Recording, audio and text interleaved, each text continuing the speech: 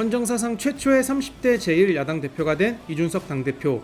이번 주는 대권의 잠룡으로 불리는 윤석열 전 총장을 평가해온 이준석 대표의 발언을 모아 영상을 제작해 보았습니다. 지난주에 이미 예고되었던 것처럼 난장판이 벌어졌습니다. 추미애 장관이 했던 직무정지가 법원의 그 집행정지 처분으로 풀렸어요. 자, 근데 이게 다 예측이 된 거거든요. 그런데도 불구하고 추미애 장관은 이렇게 불나방같이 싸움을 걸었다가 결국에는 아주 코너에 몰린 그런 상황이 됐습니다. 자, 기본적으로 저는 이번에 이걸 보면서 무슨 생각이 들었냐면요.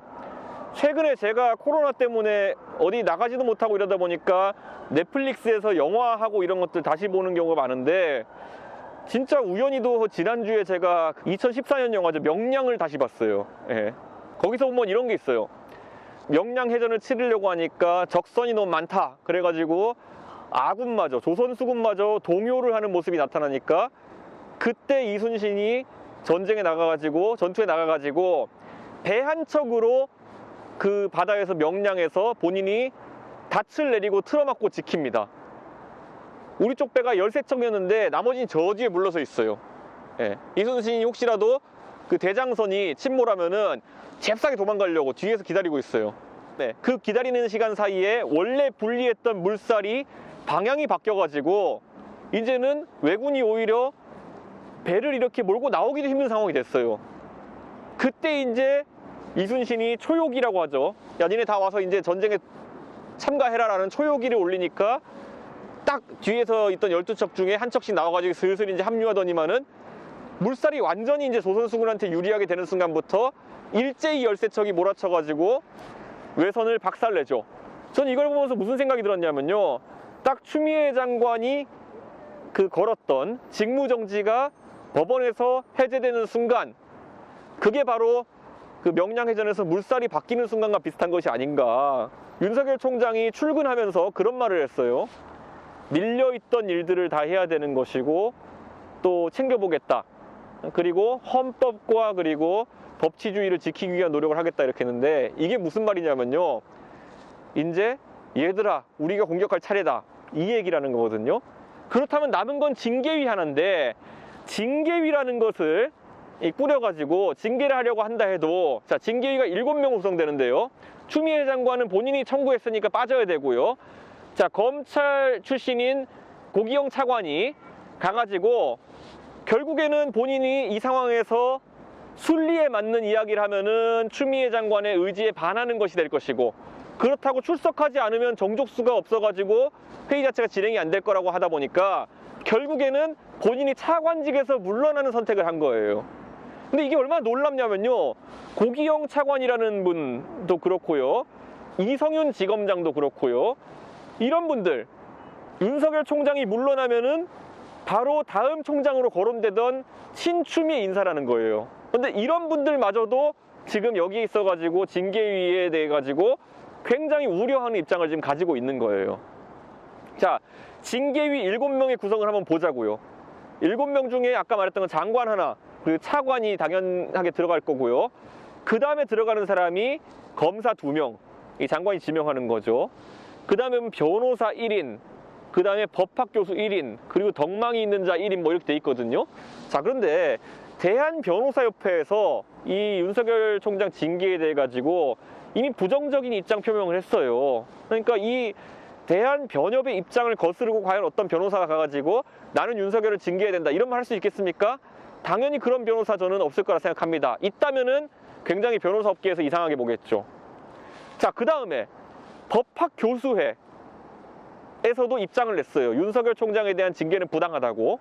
자, 그러면은 법학교수 1명도 가가지고 징계위원회에 참석해야 되는데, 이 사람이 과연 가가지고 법학교수회가 부적절하다 성명 낸 사안에 대해 가지고 윤석열 징계해야 된다 이런 얘기 하겠습니까?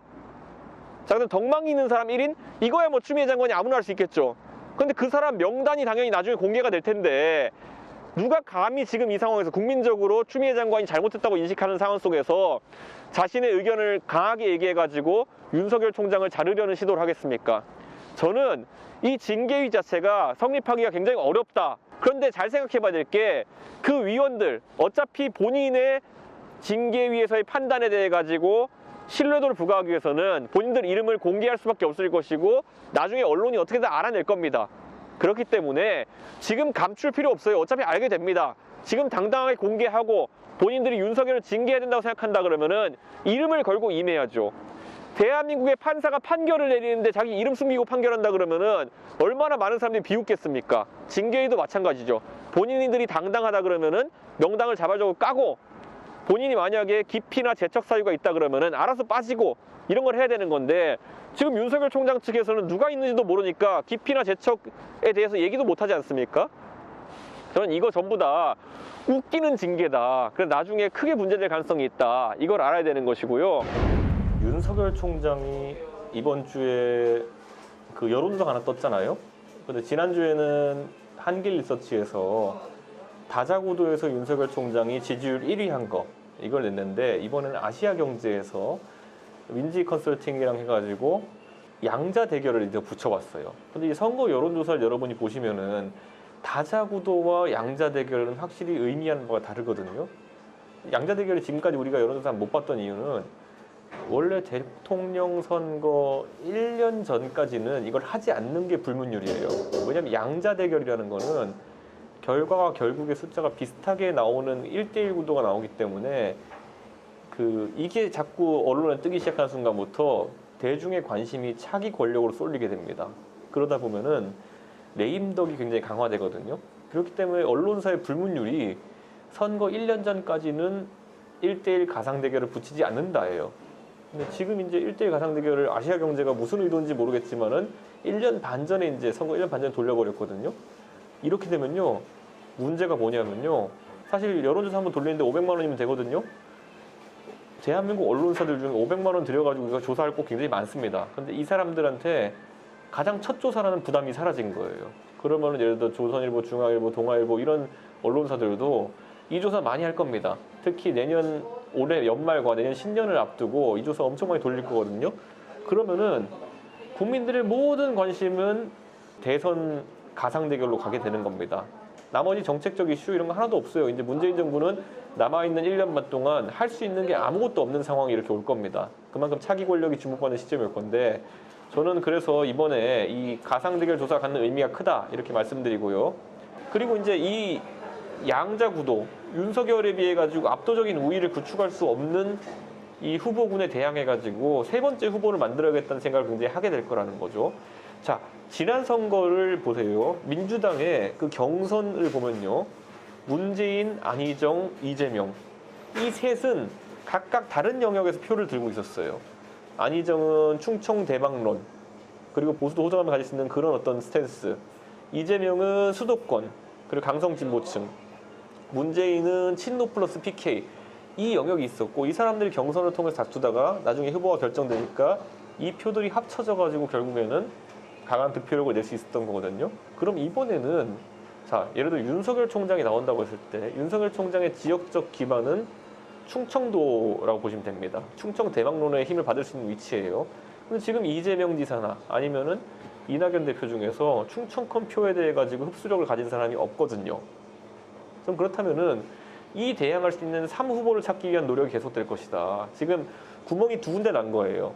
김경수 지사의 2심 판결로 인해 가지고 PK에서 더 표를 긁어 모아야 될 필요성과 충청도에서 표를 이제 더 모아야 될 필요성이 생긴 건데 그러다 보니까 PK에서 당장 끌어올릴 사람은 없다 보니까 이슈를 하나 만들었죠. 그게 뭐냐면 바로 가덕도 이제 신공항이라 할 수 있겠죠. 그러니까 저는 이런 것들이 굉장히 전략적인 움직임을 통해 가지고 표를 만들어가는 과정 중에 지금 있다. 저는 이런 생각을 하는 거고요. 오늘 보니까 여론조사에 윤석열 총장이 대권 여론조사 1위를 한 조사도 이제 있던데 저는 한 15% 정도 선까지 올라가가지고 이재명, 이낙연 후보들과 동률을 이루는 선에서 그치지 않을까라는 생각했었는데 최근에 그 추미애 장관과 법사위 3김, 김종민, 김용민, 김남국 이 세 분의 의원이 굉장히 또 배팅볼을 윤석열 총장에게 많이 던져주면서 윤석열 총장의 주목도가 제가 예상했던 것보다 한 10% 정도 더 올라간 것 같아요. 그런데 이쯤 되면요. 검찰의 민주적 통제라는 이야기를 추미애 장관이 했잖아요. 이 사람들이 이제 그런 얘기 못 합니다. 예. 민주적 통제가 뭡니까? 국민이 가장 좋아하는 방향으로 검찰을 통제하겠다는 거거든요. 근데 잘 생각해 보면요. 윤석열 총장에 대한 대권 여론조사 1위가 나오게 되잖아요. 그럼 윤석열 총장이 뜻한 대로 하는 게 민주적 정당성을 가진다는 얘기입니다. 그렇기 때문에 저는 완전히 이제 민주당이 또 자승자박 꼴이 났다. 저는 이런 생각을 합니다. 만약 여기서 윤석열 총장의 지지율이 30%까지 올라가고 그래가지고 민주당주의자들을 완전히 제껴버린다. 오차범위 밖으로. 그렇게 되면요. 검찰의 민주적 통제라는 말 자체를 쓰는 것 자체가 이제 우스워질 겁니다. 그래서 저는 이제 그런 지점에서 추미애 장관 그리고 길 크게는 또 문재인 대통령의 고민이 깊어지지 않을까 이런 생각을 합니다.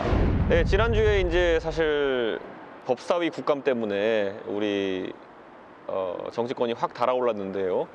무엇보다도 우선 윤석열 총장이 저는 그렇게 예측했어요. 참 조용히 넘어갈 것이다 이렇게 예측했거든요. 왜냐하면 최근에 윤석열 총장이 한층 웅크린 모습으로 있었기 때문에. 그런데 그날 제가 개인적으로 알고 있는 민주당 인사들도 거의 식물총장 때리려 간다라는 느낌으로 준비를 하더라고요. 네, 그런데 갔다가 이제 호되게 당했죠, 그분들. 우리 존경하는 박범계 의원님도 과거에 윤석열 총장하고 굉장히 친한 관계였다, 서결이 형 이런 말을 했던 관계였는데 이번에 좀 강하게 몰아붙였다가 윤석열 총장한테 과거에 저한테 안 그러셨지 않습니까? 라는 말이나 듣고 그 외에 이제 국감 시청하시는 분들이 제가 그 채팅창에 올라오는 걸 보니까 국회 법사위 3김 시대가 열린 것 같습니다. 이 3명의 김시성을 가진 국회의원분들이 나오시면은 환호를 합니다. 사람들이. 김종민, 김남국, 김용민 이 세 분이 오면은 거의 뭐 다들 경청하는 자세로 이제 보죠. 왜냐면 굉장히 이분들이 강한 어조로 이제 윤석열 총장을 공격하는데 판판이 망신을 당하고 물러나는 모습이라 가지고 좀 그렇게 했던 것 같아요. 이번에 이 국감을 보고 그때 시청률이 10%가 넘었다 그러잖아요. 그 TV만 그렇고 나머지 유튜브나 이런 것까지 합치면 상당히 많은 국민들이 봤을 텐데 상당한 숫자가 이제 대권주자로서 윤석열 총장을 바라보기 시작했다라는 변화가 있었던 것이고 저는 그래서 이번에 데일리안 조사를 보면은 RN서치랑 했던 데일리안 조사를 보면은 윤석열 총장이 15.1%권 정도까지 왔다 이런 얘기를 이제 봤는데 저한테 라디오에서나 이런 데서 저한테 물어보면은 그러니까 윤석열 총장이 과연 제1야당인 국민의힘의 대권주자가 될 수 있느냐라는 이런 질문이 들어오면은 저는 아닐 것이다라고 이야기를 해요. 자, 이건 기본적으로 구조적인 문제가 두 가지가 있는데 첫째로는 지금은 좀 스물스물 지금 좀 잠행 중인 사람들이지만은 스물스물 올라올 게 이제 태극기 부대 입장에서는 윤석열 총장이라 그러면 거의 불공대천의 원수가 되어야죠. 왜냐하면 태극기 부대가 박근혜 대통령을 구속시킨 그런 사람에게 호감을 보이는 거는 자기 모순이거든요. 탄핵에 찬성했다는 이유만으로도 배신자 담론을 만들어가지고 사람 그렇게 괴롭히던 사람들이 아예 탄핵뿐만 아니라 감옥에 이제 감옥소에 보낸 사람을 따른다는 건 상상할 수가 없는 것이겠죠. 하지만 저는 그 사람들 할 거라 봅니다. 왜냐하면 애초에 그런 논리적인 어떤 이유로 지금까지 뭐 탄핵 찬반파가 갈렸던 것이 아니기 때문에 어쨌든 그런 지점이 하나 있고요. 윤석열 총장 개인에게도 만약에 정치 참여한다면 고민일 겁니다. 본인이 최대한의 확장성을 가지기 위해 가지고는 국민의힘에 들어오지 않는 것이 낫다는 판단을 할 수도 있어요. 근데 이 지점은 누가 공유하고 있냐면은 문재인 정부에 반대하는 반문까지는 이제 생각이 거의 비슷한데 그 다음에 이제 본인들이 보수냐에 대해 가지고 고민하게 되는 지점들이 있는 사람들. 예를 들어 진중권, 서민, 그 다음에 김경률, 그리고 최근에 이제 탈당을 한 금태섭 의원까지 이분들이 이제 다른 진영을 형성할 가능성이 있거든요.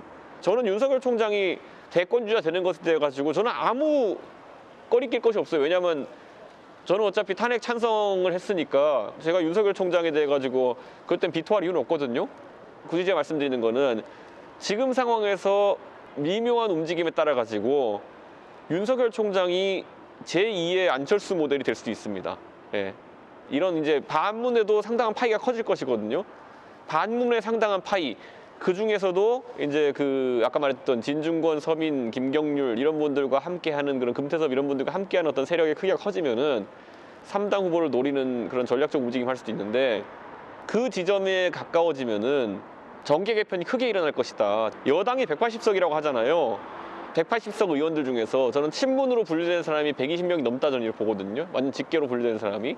과거에 물론 이제 그 사람들은 동교동계라는 다른 결속력이 있는 게 있었지만은 이 한 5, 60명 되는 나머지 사람들 같은 경우에는 항상 그 오리알이 될지도 모른다라는 그런 생각을 하고 있기 때문에 국민의당 생겼을 때 안철수 대표라는 강한 대권 주자가 따로 나가 살림 차리겠다 했을 때 그때 비문이라고 불리는 계열들 한 30명 뛰쳐나가가지고 국민의당을 만들었잖아요. 그 정도의 동력 정도는 생길 수 있다, 윤석열 총장에게.